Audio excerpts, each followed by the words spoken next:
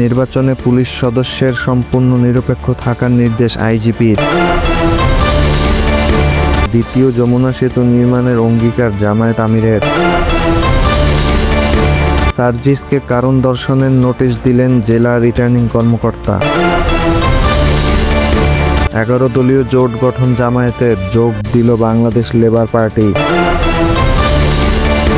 জামায়াতের সঙ্গে আমেরিকার গোপন আতাত দেশের ক্ষতি করবে বললেন মির্জা ফখরুল। ভোটের আগে সীমান্তে ফের বেড়েছে অবৈধ অস্ত্রের চোরাচালান।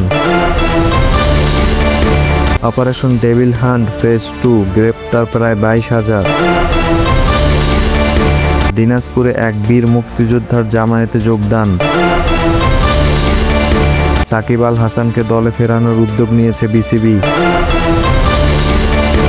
যুক্তরাষ্ট্রে 2 বছরের শিশুকে আটক করল অভিবাসন পুলিশ। ক্ষমতায় গেলে চাঁদাবাজ দুর্নীতির কোনো জায়গা থাকবে না বললেন জামায়াত আমির। 17 বছর পর অবাধ ও সুষ্ঠু নির্বাচনের ব্যবস্থা নিয়েছে অন্তর্বর্তী সরকার বললেন আসিফ নজরুল। গোপনে বাংলাদেশ ছাড়লেন রামপাল বিদ্যুৎ কেন্দ্রের 9 ভারতীয় কর্মকর্তা।